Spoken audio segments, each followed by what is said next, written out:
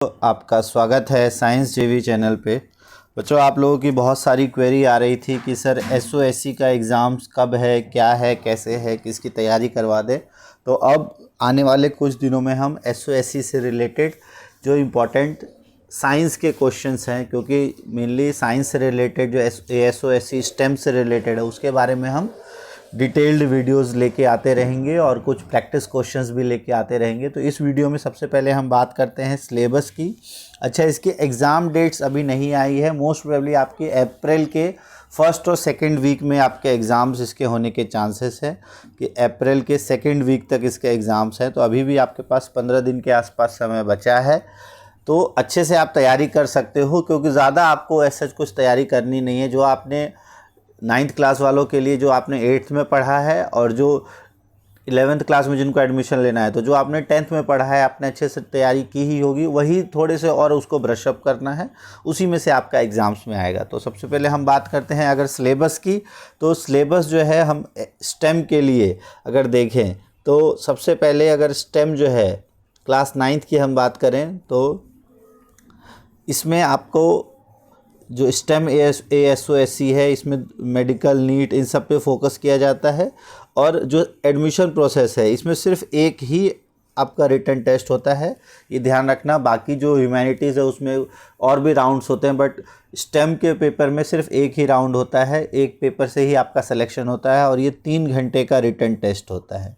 और इस 3 घंटे के रिटन टेस्ट में नेगेटिव मार्किंग भी होती है, ये आप ध्यान रखना। और नेगेटिव मार्किंग कितनी होती है ये डिपेंड अपॉन शायद 1/3 के आसपास नेगेटिव मार्किंग होती है, तो ये आप ध्यान रखना।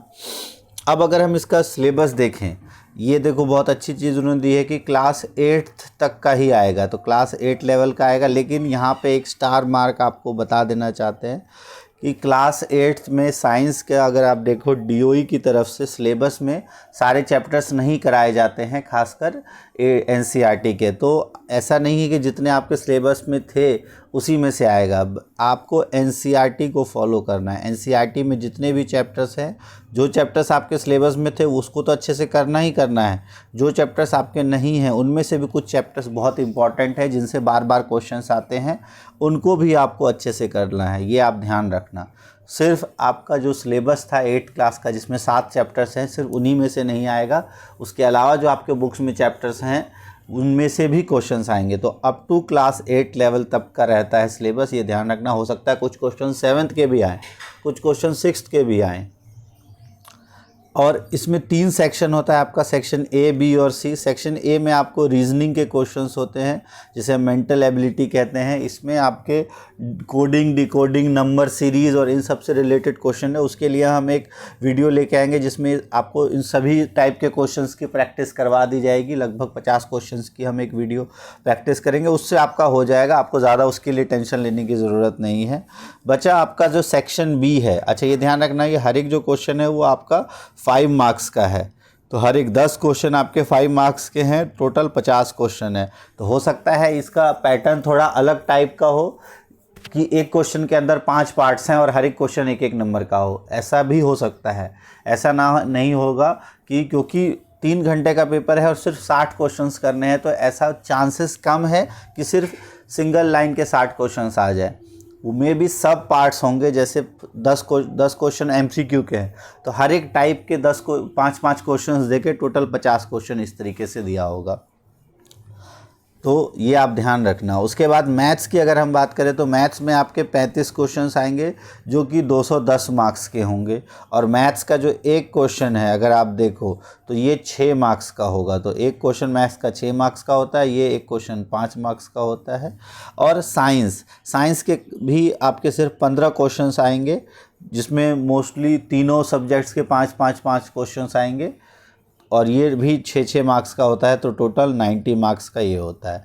तो ये आप ध्यान रखना, मैथ्स और साइंस ये 6-6 मार्क्स वाले क्वेश्चन, एक क्वेश्चन आएगा। और सबसे ज़्यादा जो वेटेज है अगर आप देखो मैथ्स की, तो मैथ्स की तैयारी आपको बहुत अच्छे से करनी होगी, बहुत अच्छे से आपको प्रैक्टिस करनी होगी।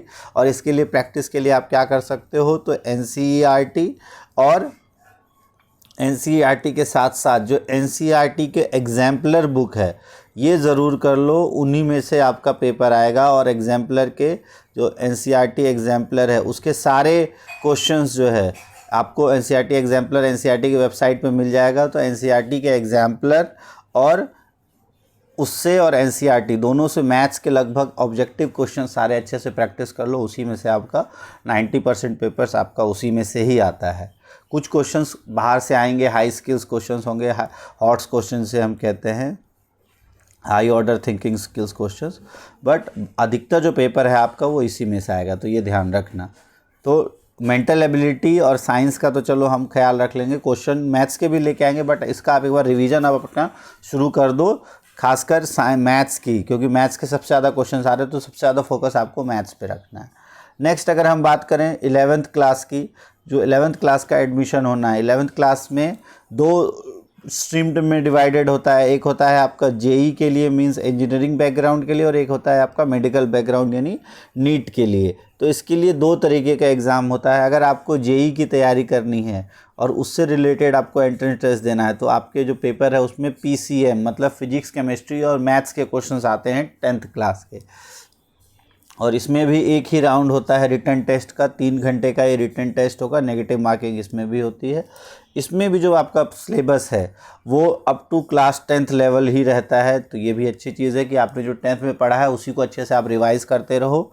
मेंटल एबिलिटी के आपके 10 क्वेश्चंस होते हैं, साइंस के आपके 15 क्वेश्चंस होते हैं, मैथ्स के आपके 25 क्वेश्चन, और ये न्यूमेरिकल वैल्यू आंसर टाइप, मतलब इसमें आपको सॉल्व करना होगा और सॉल्व करने के बाद ही आपको आंसर ये पूरे मार्क्स मिलेंगे। तो ये ध्यान रखना 10 क्वेश्चंस ऐसे होंगे, तो इस हिसाब से भी ये आपके 4 मार्क्स के होते हैं। इसमें यहाँ पे आपके 5 मार्क्स के क्वेश्चन है, ये भी 5 मार्क्स के हैं साइंस मैथ्स के भी, और यहाँ पे 6 मार्क्स के क्वेश्चन है। टोटल इसमें भी 60 क्वेश्चन है, 300 मार्क्स का है।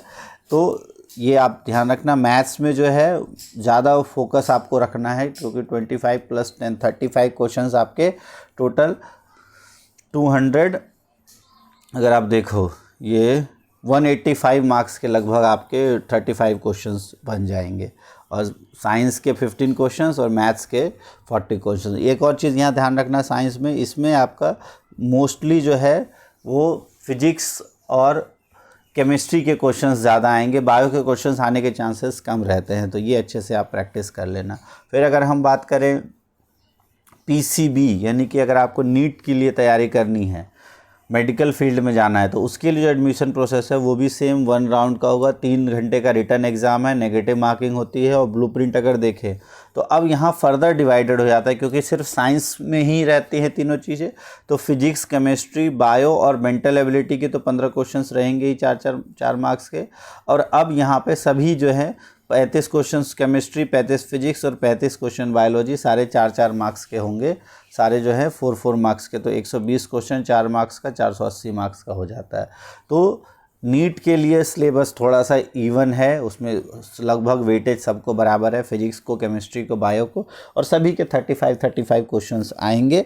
तो ये आप बहुत अच्छे से तैयारी कर सकते हो, क्योंकि इसमें सिर्फ आपको अपनी 10th की एनसीईआरटी को अच्छे से पढ़ना है, और जो आपको सपोर्ट मटेरियल गिवन होगा 10th की जो सपोर्ट मटेरियल है उससे भी आप अपनी तैयारी कर सकते हो, उससे भी काफ़ी कुछ आपको हेल्प मिल जाएगा। उससे के पीछे के जो क्वेश्चंस या उसके पीछे के एमसीक्यूज़ अगर आप कर लेते हो तो काफ़ी हेल्प आपको मिल जाएगा। और बाकी मेंटल एबिलिटी से रिलेटेड रीजनिंग से क्वेश्चंस हम कोशिश करेंगे जल्दी से जल्दी लेके आए, ताकि आपकी प्रैक्टिस कम से कम 2-3 वीडियोज़ तो लेके आए, ताकि आपकी अच्छे से प्रैक्टिस हो सके।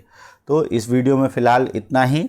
तो अभी जो है आपको मेंटल एबिलिटी को छोड़ के बाकी आप अगर 10th में हो तो साइंस और मैथ्स पे फोकस कर लो, और अगर आपको जेई में जाना है और अगर आपको नीट की तैयारी के लिए जाना है, नीट के एग्ज़ाम्स में देना है, तो आपको सिर्फ़ और सिर्फ कोशिश करना है कि साइंस को अच्छे से फोकस करना है।